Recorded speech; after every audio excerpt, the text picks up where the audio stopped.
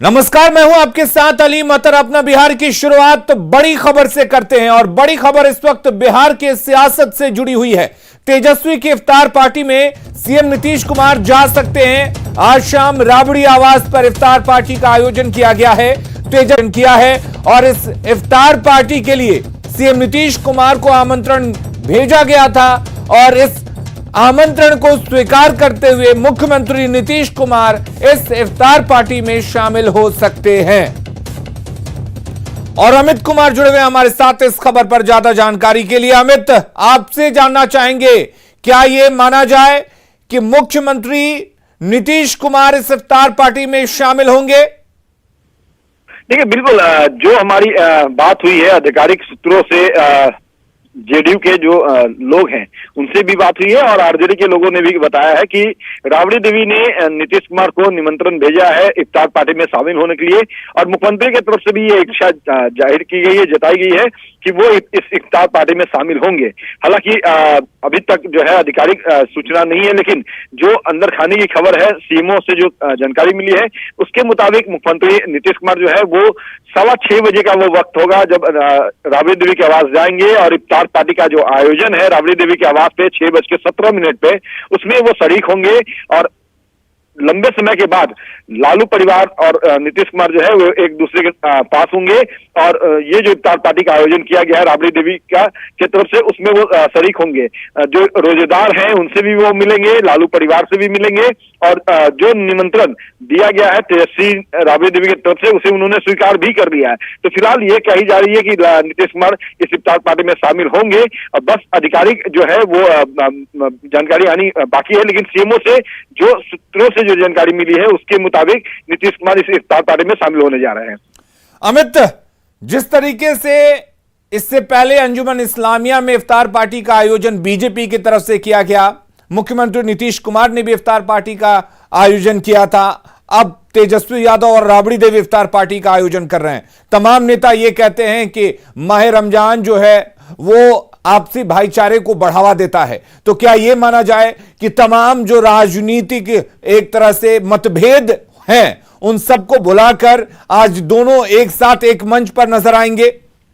जाहिर सी बात है, क्योंकि कहा जाता है कि रमजान पाक होता है और इस महीने में सिकवे गिले दूर हो जाते हैं, दुश्मन भी जो है एक दूसरे से गले मिल जाते हैं। तो कहीं ना कहीं वो तस्वीर आज नजर आ सकती है जब नीतीश कुमार जो है राबड़ी आवास जाएंगे। तो जाहिर सी बात है कि तेजस्वी यादव अदब के साथ उनका पैर छू के प्रणाम करेंगे, क्योंकि राजनीतिक चाचा भतीजा का संबंध रहा है दोनों में। और इससे पहले भी जब भी नीतीश कुमार लालू आवास गए हैं, चाहे होली मिलन का मामला हो या फिर मकर संक्रांति का वो दिन जिस दिन लालू प्रसाद यादव ने दही का टीका लगाया था नीतीश कुमार को, तो उस दौरान राबड़ी देवी ने बड़े ही गर्मजोशी के साथ उनका स्वागत किया था। तेज प्रताप, तेजस्वी समेत तमाम जो लालू परिवार के जो बेटे हैं, बिटिया हैं, उन्होंने नीतीश कुमार का पैर छूकर करके आशीर्वाद लिया था। तो आज ये उम्मीद जताई जा रही है कि जब नीतीश कुमार पहुंचेंगे तो अदब के साथ तेजस्वी यादव उनका स्वागत करेंगे, राबड़ी देवी स्वागत करेंगी और उसके बाद नीतीश कुमार का चरण स्पर्श भी कर सकते हैं, तेजस्वी आशीर्वाद दे सकते हैं। और जिस तरह से राजनीतिक दूरियां हैं वो कहीं ना कहीं आज कम होती नजर आएगी, क्योंकि रमजान का महीना है और जैसा कहा जाता है कि दुश्मन भी गले मिलते हैं। तो जाहिर सी बात है कि राजनीति दूरियां जो है वो अपनी जगह है, लेकिन जब इफ्तार का आयोजन है, एक दूसरे से गले मिलने का रीति रिवाज है, तो उसको कहीं ना कहीं तस्वीरों में हम लोग देखेंगे, दर्शकों को भी दिखाएंगे। ये भी बताते चले यहाँ पे कि नीतीश कुमार लंबे अरसे के बाद अगर आज जाते हैं तो ये लंबे अरसे के बाद वो राबड़ी आवास जाएंगे, क्योंकि इससे पहले जब भी वो गए हैं तो लालू यादव की उपस्थिति में गए हैं। आज लालू नहीं है, राबड़ी ने न्योता भेजा है तो उस मंत्रण को सहज स्वीकारा है। राजनीतिक देवर और भाभी का भी संबंध है नीतीश कुमार और राबड़ी देवी में, बयानबाजी होती रहती है राजनीतिक तौर पे। लेकिन जब भी लालू प्रसाद यादव की तरफ से न्योता भेजा गया, लालू प्रसाद के परिवार की तरफ से न्योता भेजा गया, तो अमूमन उस न्योते को नीतीश कुमार ने स्वीकारा और उस न्योते के तहत वो गए राबड़ी आवास पे। लेकिन जब एनडीए में इस बार शामिल हुए वापस से, जब महागठबंधन से नीतीश कुमार अलग हुए, उसके बाद कभी वो राबड़ी आवास नहीं गए और न ही इस तरह का कोई भव्य आयोजन हुआ था।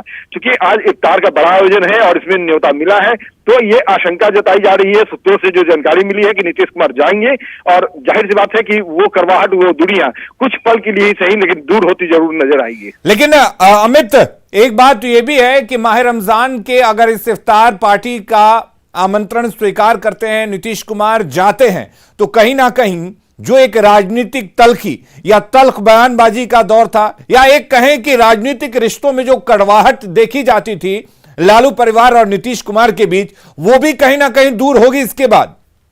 देखिए, जाहिर सी बात है कि जब दो लोग मिलते हैं, किसी बात की नाराजगी होती है, मिलते हैं तो गिले शिकवे थोड़े देर के लिए सही लेकिन दूर होते हैं, और उसके बाद संबंध बेहतर हो। और कानून में व्यवस्था तो है ही बेल की।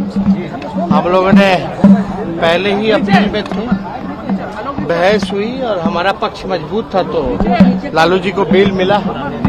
बेल तो मिली है, लेकिन सेहत में जो क्रिएटिनिन जो इन्फेक्शन है वो जब तक कम नहीं होता तब तक हम लोगों की चिंता तो है।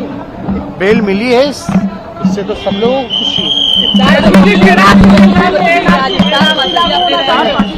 इफ्तार के मौके पे दुआ कबूल हुआ, लोगों का प्रार्थना कबूल हुआ।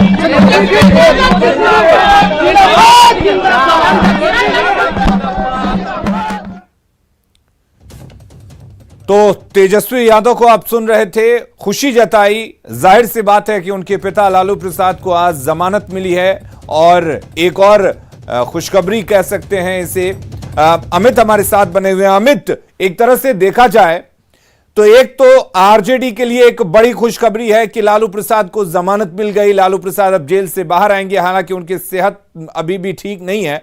लेकिन अगर नीतीश कुमार आते हैं तो ये एक दूसरी खुशखबरी होगी उस परिवार के लिए कि चलो थोड़ी बहुत ही सही जो दूरियां थी वो मिटती हुई नजर आ रही हैं। तो दोहरी खुशी आज कहेंगे इस इफ्तार पार्टी के मौके पर।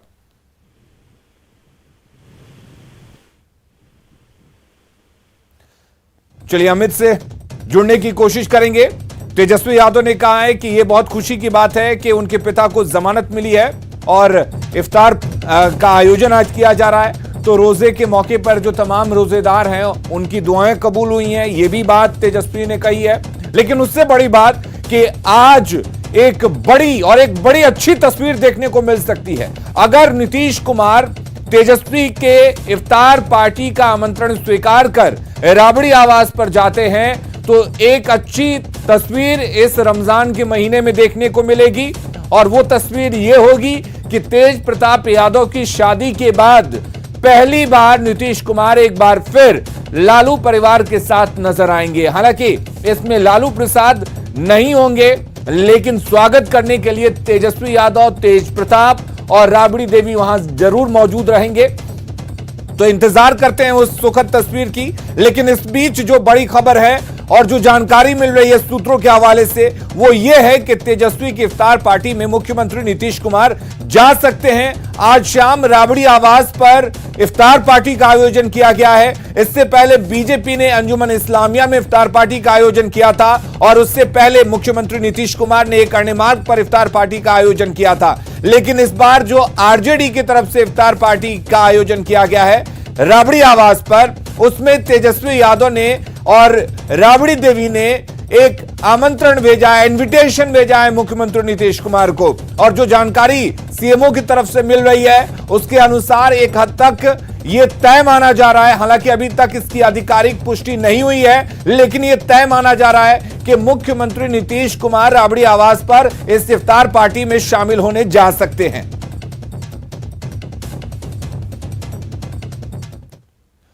और इफ्तार पार्टी से पहले आरजेडी के लिए एक अच्छी खबर आई। लालू प्रसाद को चारा घोटाले से जुड़े डोरंडा ट्रेजरी मामले में जमानत मिल गई है। यह मामला डोरंडा कोषागार से 139 करोड़ रुपए की निकासी का है। 1990 से 1995 के बीच डोरंडा कोषागार से 139 करोड़ रुपए की निकासी की गई थी। करीब 27 साल बाद कोर्ट ने इसी साल फरवरी में इस घोटाले पर फैसला सुनाया था, जिसमें लालू प्रसाद को दोषी पाया गया था। इस मामले में लालू प्रसाद को 5 साल की सजा हुई है। हाईकोर्ट में लालू प्रसाद ने आधी सजा पूरी करने की दलील दी थी, और जिसे कोर्ट ने मान लिया। लालू प्रसाद के वकील के मुताबिक 30 महीने की जगह लालू प्रसाद ने 42 महीने की सजा पूरी कर ली है। सजा अवधि के रिकॉर्ड को देखते हुए कोर्ट ने आरजेडी अध्यक्ष को जमानत दे दी। फिलहाल लालू प्रसाद खराब स्वास्थ्य की वजह से दिल्ली एम्स में इलाज करा रहे हैं। में लिया था, वही पुलिस केस में भी लिया था। टोटल करीब 42 महीना हमारा हो गया था इस केस का कस्टडी पीरियड। उसको कंसीडर करते हुए कोर्ट ने बेल ग्रांट किया। सीबीआई ने भी कुछ सीबीआई ने उसको अपोज किया कि आधा सेंटेंस नहीं हुआ है, पर कोर्ट ने इनके दलील को नहीं माना और हमारे दलील को मानते हुए सस्पेंशन। सर इनका 42 महीना आपने जैसे बोला, हाफ सेंटेंसिंग कितनी जरूरत थी सर? 5 साल की सजा थी, 30 महीना की जरूरत है। 42 कर चुके सर, अब कब तक उम्मीद की जा सकती है कि लालू प्रसाद यादव बाहर रहेंगे? ट्यूसडे वेडनेसडे तक बाहर। 10 लाख 10 लाख रुपया फाइन। 10 लाख रुपया फाइन अमाउंट के। सर और लालू प्रसाद को बेल मिलने पर तेजस्वी ने कहा कि बेल मिल गई है, यह खुशी की बात है, लेकिन अभी भी स्वास्थ्य पूरी तरह ठीक नहीं है। आज शाम आरजेडी ने इफ्तार पार्टी भी रखी है, तो तेजस्वी ने कहा कि इफ्तार के मौके पर दुआ कबूल हुई और हमारा पक्ष मजबूत था तो लालू जी को बेल मिला। बेल तो मिली है, लेकिन सेहत में जो क्रिएटिनिन जो इन्फेक्शन है वो जब तक कम नहीं होता तब तक हम लोगों की चिंता तो है ही। इफ्तार के मौके पे दुआ कबूल हुआ, लोगों का प्रार्थना कबूल हुआ। और लालू प्रसाद को जमानत मिलने पर तेज प्रताप यादव ने खुशी जाहिर की है। रमजान के मौके पे और रामनवमी भी अभी ख़त्म हुआ और ऐसे शुभ मौके पे पिताजी का बेल हुआ और हमने लगातार प्रार्थना किया भगवान से और पूजा अर्चना भी करने का काम किया, जिसका कि फल मिला। और भगवान को किस तरीके से शुक्रिया अदा करूं। और इफ्तार के मौके पे और जितने लोग हैं सब लोग आए इफ्तार में, बेल हो गया है, खुशी मनाने का काम। कांग्रेस ने लालू प्रसाद की जमानत पर खुशी तो जताई है, लेकिन बीजेपी पर सवाल भी उठा दिया है। देखिए, जो भाजपा के साथ खड़ा हो गया उसके लिए रिहाई है, जो भाजपा के खिलाफ है उसके लिए जेल है और बेल है। और पूरा देश अदालतों का ये खेल भी देख रहा है बहुत साफ तौर पर। इसलिए लालू जी को जमानत मिल गई। इस अदालती प्रक्रिया पर मैं बहुत खुश नहीं होने जा रहा हूं। मैं पूरी अदालती प्रक्रिया को देख रहा हूं और मैं पूरी भाजपा की बदले वाली राजनीति की भावना को भी देख रहा हूं। पता नहीं, दोनों में मुझे बहुत समानता। लालू यादव को जमानत मिलने के बाद अब उनके घर आने का रास्ता भी साफ हो गया है। फिलहाल वे दिल्ली एम्स में भर्ती हैं, जहां उनका इलाज चल रहा है। दिल्ली एम्स से जायजा लिया संवाददाता अमितेश ने। आरजेडी के राष्ट्रीय अध्यक्ष लालू प्रसाद यादव को झारखंड के डोरंडा कोषागार से अवैध निकासी मामले में जमानत मिल गई है। झारखंड हाई कोर्ट की तरफ से उन्हें जमानत मिली है। इसके बाद लालू प्रसाद यादव के जेल से बाहर निकलने का रास्ता साफ हो गया है। गौरतलब है कि लालू प्रसाद यादव जब रिम्स में भर्ती थे, उनको जेल की सजा होने के बाद रिम्स में भर्ती कराया गया था रांची में। उसके बाद डॉक्टरों के जो रिकमेंडेशन के बाद उनकी तबीयत खराब होने के बाद उनको रिकमेंड किया गया और रिकमेंडेशन के बाद दिल्ली एम्स लाया गया है। यहाँ पर एम्स में पिछले 23 मार्च को उनको भर्ती कराया गया था। नेफ्रोलॉजी डिपार्टमेंट में डॉक्टर भौमिक हैं, उन्हीं की निगरानी में उनका इलाज चल रहा है। लालू यादव की किडनी में शिकायत है, इसके अलावा और भी कई तरह की बीमारियां हैं। हार्ट का ऑपरेशन पहले हो चुका है तो उसमें भी कुछ परेशानी है। तो लालू यादव दिल्ली के एम्स में भर्ती हैं, जहां उनका इलाज चल रहा है। लेकिन अब डोरंडा कोषागार से अवैध निकासी मामले में उनको जमानत मिलने के बाद अब उनके जेल से बाहर आने का रास्ता साफ हो गया है। हालांकि अभी डॉक्टरों की निगरानी में है, तो डॉक्टर जब उचित सलाह देंगे तभी वो एम्स से बाहर आएंगे, अपने घर जाएंगे। लेकिन फिलहाल लालू यादव उनके समर्थकों के लिए राहत की खबर है। इसके पहले बाकी मामलों में, चाहे चाईबासा केस में जो 2 मामले हैं, देवघर का मामला हो या फिर दुमका ट्रेजरी से अवैध निकासी का मामला हो, 4 मामलों में पहले ही उनको जमानत मिल चुकी है। लेकिन आज जो डोरंडा कोषागार का मामला है, लालू यादव के लिए काफ़ी राहत लेकर के आया है, क्योंकि उनकी उम्र ज़्यादा है और गंभीर बीमारी से ग्रसित हैं। इसके अलावा आधी सज़ा काट चुके हैं, यानी 5 साल की जो सज़ा सुनाई गई थी इसी साल फरवरी में, तो 5 साल में से 2.5 साल से ज़्यादा की सज़ा पहले ही काट चुके हैं। तमाम ऐसे बिंदु थे जिसको ध्यान में रखते हुए उनके वकील की तरफ से तर्क दिया गया, जिसे माना गया और हाई कोर्ट की तरफ से उन्हें जमानत दे दी गई है। निश्चित रूप से लालू यादव उनके पूरे परिवार के लिए और आरजेडी के लिए एक राहत की खबर है। कैमरामैन सत्य प्रकाश के साथ अमितेश, न्यूज 18 एम्स दिल्ली। और इफ्तार पार्टी से पहले आरजेडी के लिए एक अच्छी खबर आई। लालू प्रसाद को चारा घोटाले में जमानत मिल गई और फिलहाल आपको बता दें, चाहे वो तेजस्वी यादव हो या तेज प्रताप यादव हो, सबने खुशी जताई है, लेकिन एम्स में उनका इलाज चल रहा है, इसलिए परिवार उनकी सेहत को लेकर भी काफी एक तरह से गंभीर दिख रहा है। अगली खबर का रुख करते हैं। नालंदा में न्यूज 18 की खबर का बड़ा असर हुआ है, जहां खबर चलने के बाद प्रशासन हरकत में आया और राजगीर के महादेव कोला पहाड़ पर कार्रवाई की गई। यहां शराब नष्ट की गई और शराब बेचने वाली एक महिला को गिरफ्तार किया गया। रुके फेंकना है ऊपर से। नहीं ठीक। न्यूज 18 पर जैसे ही खबर दिखी कि कैसे अंतर्राष्ट्रीय पर्यटन स्थल राजगीर के महादेव कोला में जो पहाड़ है, पहाड़ तल्ली और पहाड़ पर किस तरह शराब माफिया जो है अवैध भट्टी चला रहे हैं और बड़े पैमाने पर यहाँ जो है शराब के जो धंधा चल रहा है, उसको दिखाने के बाद पुलिस जो हरकत में आई है, खास करके राजगीर डीएसपी और स्थानीय पुलिस के साथ साथ भारी संख्या में यहाँ पुलिस वाले यहाँ पहुँच रहे हैं और कार्रवाई कर रहे हैं। तो आप देख सकते हैं किस तरह से यहाँ है जो भट्टियाँ हैं उसे ध्वस्त करने का काम किया जा रहा है और इस तरह की भट्टी करीब 5 से 6 जगह पाई गई है। यहाँ तक कि एक महिला भी है जिसे अरेस्टिंग की गई है और इसके बाद कई अन्य लोग थे जो भागने में सफल रहा। तो यहाँ पर और बता दें कि जो है इसी तरह का जो भट्टियाँ हैं काफ़ी मात्रा में है और यहाँ पर जो पुलिस है जो यहाँ पर पूछताछ कर रही है कितने लोग शामिल हैं और क्या क्या यहाँ पर बनाए जा रहे थे, यहाँ पर जानते हैं। सर यह बताया जाए कि जो भट्टी चल रही थी यहाँ पर काफ़ी सुनसान इलाका है, खास करके पहुँच से दूर है। जी ये बात तो सही है, पहुंच से दूर है, लेकिन हम लोगों को जैसे ही मालूम चलता है इस पर कार्रवाई हम लोग करते हैं। तो ये हम लोग को सुबह आज मालूम चला 9-9:30 बजे के आसपास, तुरंत हम लोग आकर के कार्रवाई किए। जैसे ही सूचना मिलता हम लोग कार्रवाई करते हैं। कल हम लोग भी यहाँ पहुँचे थे, खास करके दिखाने का काम किए थे किस तरह से यहाँ भट्टी चल रही है। जी हाँ, आप ही लोगों के सहयोग से हम लोग को मालूम चला। न्यूज़ 18 पर आज सुबह में न्यूज़ में चल रहा था तो हम लोग को सूचना मिली, इसके बाद हम लोग कार्रवाई किए। अभी एक महिला गिरफ्तार भी की गई है। हाँ, अभी इससे पूछताछ हो रही है, अभी और नामों का ये खुलासा करेगी जैसा कि ये बता रही है।